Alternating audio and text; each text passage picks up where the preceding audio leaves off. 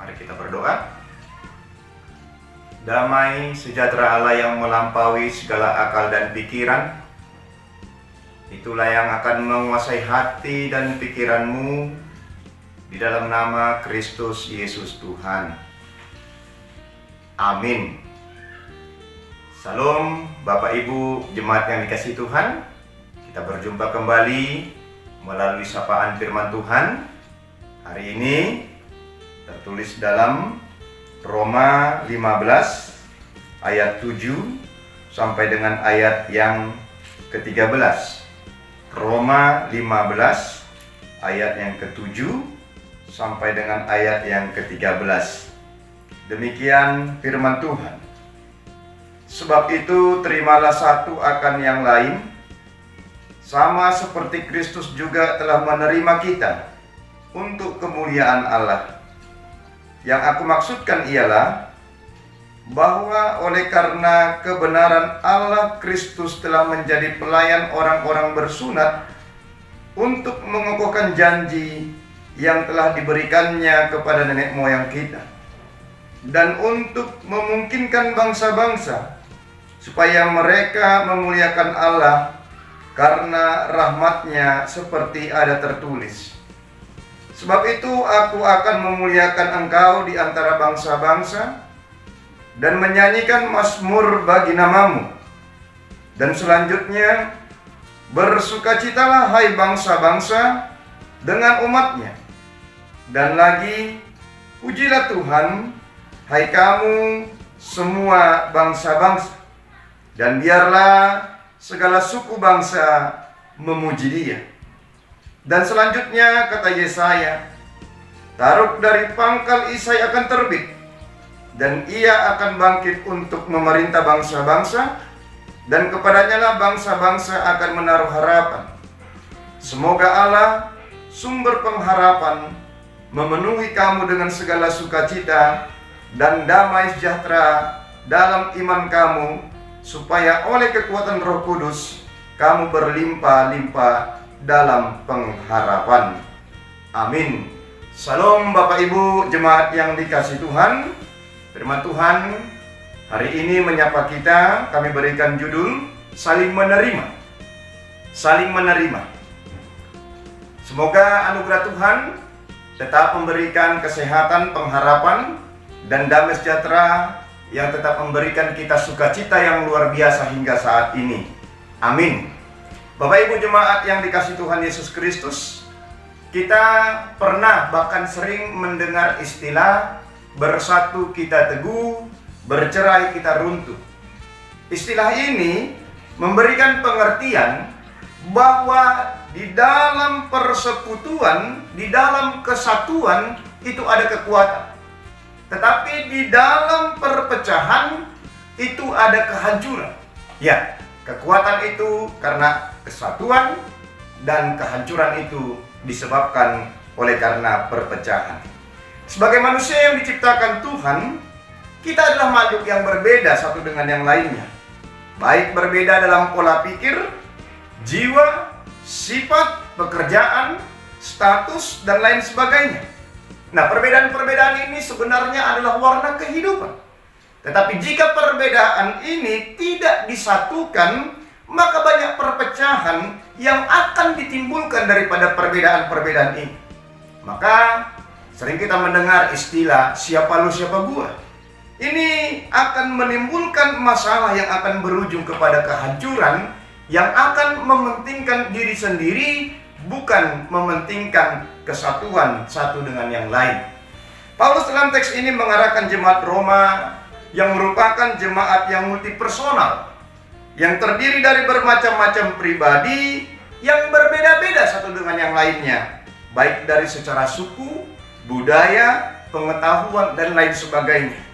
Jelas ada perbedaan, ada yang kuat dan ada yang lemah. Oleh karena itu Paulus menginginkan di tengah-tengah banyaknya perbedaan, ada penyatuan daripada perbedaan-perbedaan satu dengan yang lainnya, sehingga menimbulkan dan menjalin kesatuan kekuatan yang akan terbentuk di tengah-tengah jemaat Roma.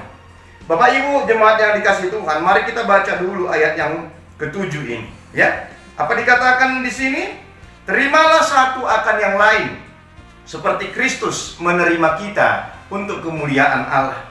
Nah, cara membentuk kesatuan adalah dengan saling menerima. Di tengah-tengah jemaat yang dinasihati Paulus dengan nasihat pastoralnya ini, jemaat Roma dengan berbagai perbedaan, supaya ada rasa saling menerima satu dengan yang lainnya. Sikap saling menerima dijadikan Paulus sebagai jembatan penyatu dari setiap perbedaan-perbedaan yang akan dapat menimbulkan konflik jikalau perbedaan itu terus menjadi dasar hubungan yang akan mengatakan aku lebih kuat, aku lebih tinggi daripada yang lain. Paulus menggambarkan sifat saling menerima seperti Kristus menerima kita. Kristus menerima kita bukan melihat di dalam kelebihan, tetapi melihat di dalam kekurangan. Sehingga sifat saling menerima yang dikatakan Paulus di sini adalah seperti Kristus menerima di dalam kelemahan, demikian kita saling menerima satu dengan yang lain di dalam segala kelemahan, bukan di dalam kelebihan yang ada pada diri kita.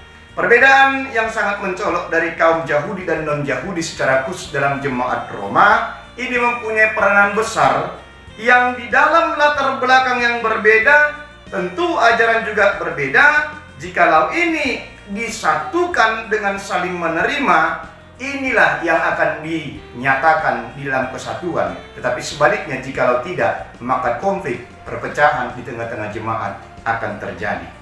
Lalu apa yang dikatakan dalam ayat 8 ayat yang ke-12 sampai ayat yang ke-12 di sini? Nah, menjadi pelayan mengkokohkan untuk kemuliaan nama Tuhan. Paulus sudah merasakan makna panggilannya dalam maksud Tuhan untuk mengokohkan orang-orang lain, yaitu dari bangsa Yahudi, dari janji Tuhan yang akan memberikan pengertian dan kebenaran Allah. Anugerah sudah terbuka. Inilah yang diberikan Paulus di tengah-tengah jemaat daripada jemaat Roma. Allah telah menerima Paulus dari keyahudiannya, dari segala aturan-aturan menjadi anugerah. Oleh karena itu, dalam sifat saling menerima adalah sifat saling melihat satu dengan yang lain di dalam anugerah Tuhan. Anugerah Tuhan sudah terbuka di tengah-tengah kehidupan untuk menerima keselamatan dan kebenaran Allah.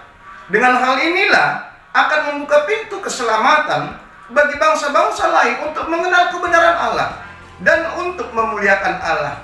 Inilah yang akan menerbitkan bagi sesamanya keselamatan yang daripada Allah. Anugerah sudah terbuka, maka Paulus menjadi pelayan mengokohkan kemuliaan nama Tuhan. Dan inilah pekerjaan jemaat Roma, satu dengan yang lain saling menerima, untuk saling mengkokohkan, untuk menerima anugerah Tuhan yang sudah terbuka. Maka dalam ayat 13 apa yang dikatakan di sini? Kesatuan akan mendatangkan sukacita dan damai sejahtera oleh Roh Kudus. Bapak Ibu jemaat yang dikasihi Tuhan, harapan Paulus, jika tercapai kesatuan yang saling menerima akan membentuk suatu hubungan yang saling menguatkan dan saling mengembangkan dalam berpengharapan. Semakin banyak yang bersatu dalam berharap, maka semakin bersatu menyatukan harapan untuk mendapatkan kesatuan hidup dalam Roh Tuhan. Inilah yang akan mendapatkan kehidupan-kehidupan yang memang hidup dalam karunia-karunia Roh, memiliki kehidupan yang semakin berkelimpahan dalam pengharapan sukacita yang daripada Tuhan. Bapak Ibu jemaat yang dikasihi Tuhan, melalui apa yang sudah dijelaskan oleh Paulus, yang merupakan kunci kekuatan bagi jemaat Roma adalah sifat saling menerima. Tentunya juga ini menjadi pelajaran iman bagi kita, supaya hidup kita saat ini bisa juga saling menerima satu dengan yang lain. Tentunya adalah untuk menciptakan kesatuan di dalam Tuhan. Bapak Ibu, apa yang akan kita lakukan melalui firman Tuhan ini? Yang pertama, saling menerima itu dapat menjauhi perpecahan. Ya, saling menerima itu dapat menjauhi perpecahan di tengah-tengah kehidupan kita.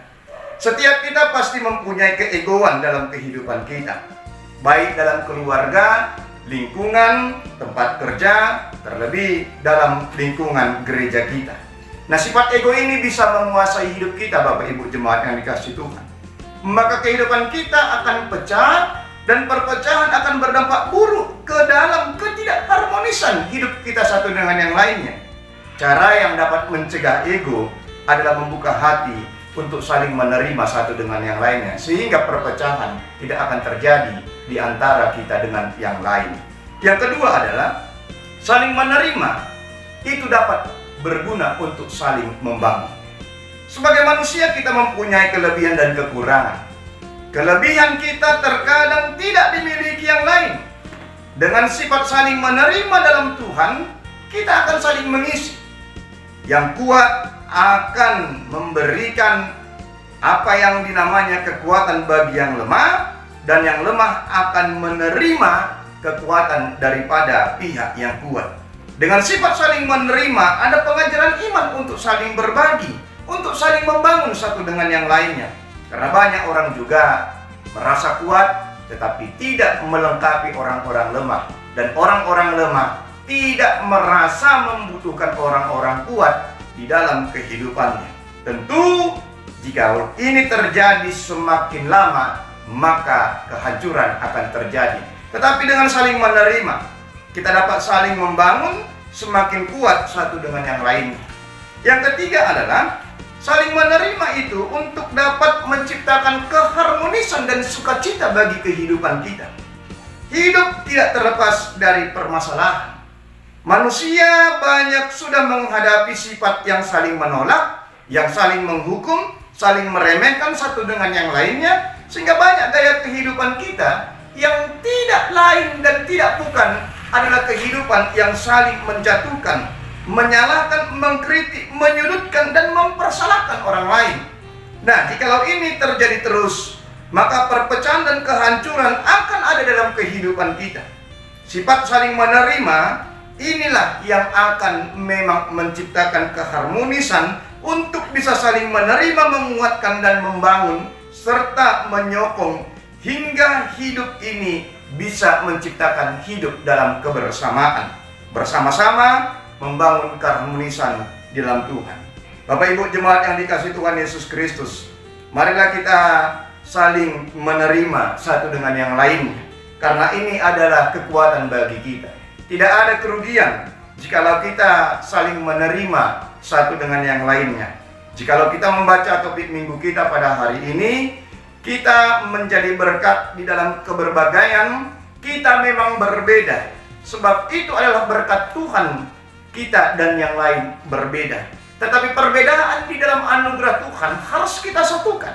Dan inilah yang akan dikatakan di dalam kehidupan kita. Terimalah satu dengan yang lain dalam Tuhan untuk kemuliaan Tuhan, karena perbedaan kita adalah perbedaan untuk saling menyatukan dan memuliakan nama Tuhan. Amin. Kita berdoa. Terima kasih Tuhan Yesus, Engkau sungguh baik dalam kehidupan kami. Perbedaan-perbedaan di antara kami satu dengan yang lain, kami menyadari sungguh banyak itu Tuhan. Baik dalam pola pikir, baik dalam kejiwaan kami, emosional kami, juga pekerjaan kami, talenta kami. Tapi perbedaan itu harus kami sadarkan bahwa perbedaan itu adalah anugerah Tuhan untuk bisa kami menerima satu dengan yang lainnya. Jangan biarkan keegoan kami semakin bersuara, sehingga kami mementingkan diri kami sendiri, memikirkan diri kami sendiri, tanpa bisa saling menerima satu dengan yang lainnya. Secara khusus dalam masa-masa sekarang ini Tuhan, sudah banyak sifat, tindakan, perbuatan kami sebagai manusia yang hanya memikirkan diri sendiri dan mengambil keuntungan dengan menyudutkan, dengan menghancurkan, bahkan membuat orang lain tidak berdaya demi untuk kepentingan diri kami sendiri. Melalui firman Tuhan ini, biarlah kami diarahkan seperti jemaat Roma, satu dengan yang lain, semakin saling menerima dalam Tuhan, sehingga anugerah Tuhan dapat kami terima dan dapat kami berikan, dapat kami sampaikan kepada yang lain, sehingga benar-benar anugerah Tuhan terbuka atas kami. Biarlah dengan sifat saling menerima, jauh hidup kami dari perpecahan, jauh daripada konflik, tetapi kesatuan, keharmonisan, sukacita yang berlimpah-limpah itu akan ada di dalam kehidupan kami.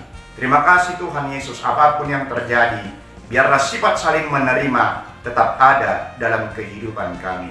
Terima kasih Tuhan Yesus, inilah doa kami. Kami berdoa di dalam nama Kristus Yesus Tuhan. Amin.